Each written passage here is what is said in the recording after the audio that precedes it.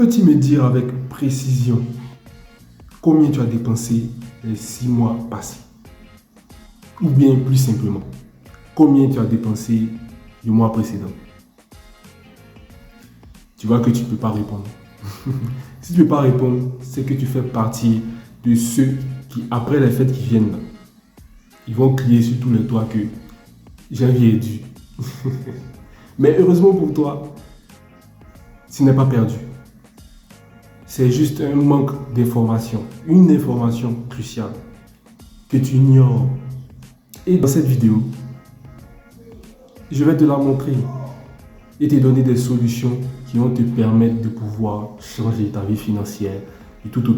Donc, reste bien jusqu'à la fin.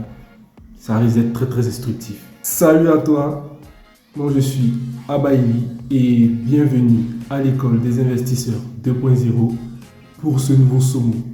SOMO qui signifie cours ou leçon en Swahili. Ici, on parle d'intelligence financière, de finances, d'investissement ou plus globalement sur comment impacter ses finances grâce à la spiritualité. Si ce genre de thématique t'intéresse, n'hésite pas à t'abonner et à laisser un like, ça fait toujours plaisir. Et si tu veux en savoir encore plus, il y a notre canal Telegram, on partage beaucoup plus d'informations. Maintenant, passons au sujet. Ce qui peut faire que tu n'arrives pas à gérer tes finances correctement, bon, à première vue, c'est assez simple, c'est parce que tu as une mauvaise gestion de tes finances. Tu ne sais pas le faire, c'est une compétence et tu n'as pas cette compétence. Donc ça, c'est vraiment la raison la plus standard. Et si nous voulons creuser un peu plus, on verra que le problème est un peu plus caché. Et si tu ne peux pas gérer 100 000 francs, ce n'est pas 1 million, 10 millions que tu pourras gérer. Même si tu ne peux même pas gérer même 5 000 francs, ce n'est pas 10 millions que tu pourras gérer. Si tu ne sais pas gérer un groupe de 2-3 personnes, ce n'est pas un groupe de 1000 personnes que tu pourras gérer. Donc, tout est une question d'étape. Et dans notre cas ici, c'est si tu n'arrives pas à gérer tes finances, c'est parce que tu ne sais pas gérer la première ressource que tu as.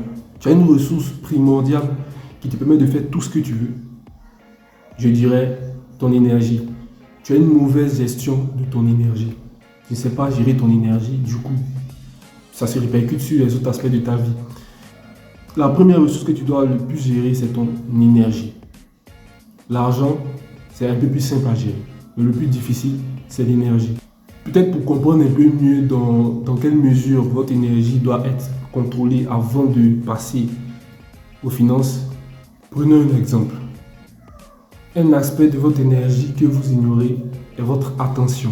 Oui, cette ressource-là est très importante parce que c'est grâce à elle que vous pouvez vous concentrer. C'est votre ressource, c'est votre attention qui vous permet de vous concentrer pour apprendre de nouvelles choses, de nouvelles compétences, de nouvelles connaissances. C'est votre attention qui vous permet d'effectuer des actions parce qu'il vous permet de vous concentrer et donc d'effectuer des actions nécessaires et tout. Donc vous voyez que cette ressource est importante. Mais au quotidien, vous la gaspillez. Et vous ne vous en rendez pas compte. Vous voyez comment vous la gaspillez à travers, par exemple, les réseaux sociaux. Quand vous vous levez dès le matin, vous commencez déjà sur les réseaux sociaux. C'est votre attention qui gaspille. Et après, lorsque vous finissez, vous avez du mal à peut-être même à aller travailler ou à faire autre chose. Parce que ça vous aspire tellement votre attention que après, vous avez la flemme de faire les choses. Donc ça, c'est un exemple pour parler de l'importance du contrôle de la gestion de votre énergie.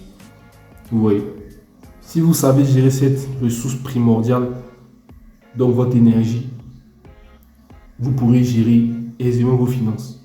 Vos finances, l'argent ça va, ça vient, comme on dit là, c'est réel.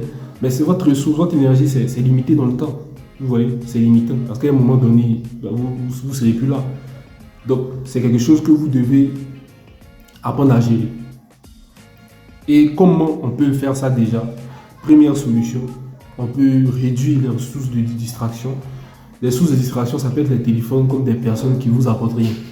Voilà, des personnes qui ne vous apportent rien, qui ne viennent que prendre. Elles prennent peut-être votre argent, mais ce qu'elles prennent le plus, c'est votre énergie. Vous voyez? Et elles ne vous apportent rien de plus. La deuxième solution, je dirais, il faut avoir une idée de ce qu'on fait au quotidien. Donc vous devez laisser une trace un peu quand même de ce que vous faites au quotidien. Ça vous permettra de savoir où vous donnez votre énergie. Donc, quoi vous investissez votre énergie.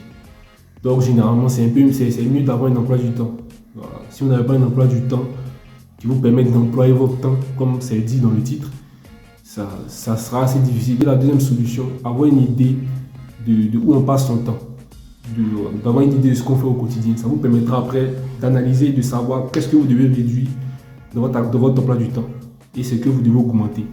Ce que je peux vous conseiller, réduire les sources de distraction, que ce soit les réseaux sociaux, des personnes qui ne vous apportent rien, des trucs inutiles. Dans cette vidéo, je vous ai donné juste quelques étapes parce qu'on peut aller beaucoup plus loin, comme vraiment noter tout ce qu'on fait, en faire des analyses, savoir réduire et tout. En tout cas, c'est une compétence à part entière et dans les prochaines vidéos, je vais vous dévoiler encore petit à petit pour que vous compreniez. Et quel est le lien entre la gestion de son énergie et ses finances. Vous verrez le lien. Vous verrez que c'est quasiment les mêmes choses. Lorsque vous saurez gérer votre énergie, vous verrez que ça sera un peu plus simple de gérer votre argent. Donc, merci d'avoir regardé cette vidéo. Donc, si ça vous a plu, n'hésitez pas à laisser un commentaire. Et comme je l'ai dit en début de vidéo, vous avez la possibilité de rejoindre notre canal Telegram, l'école des investisseurs 2.0.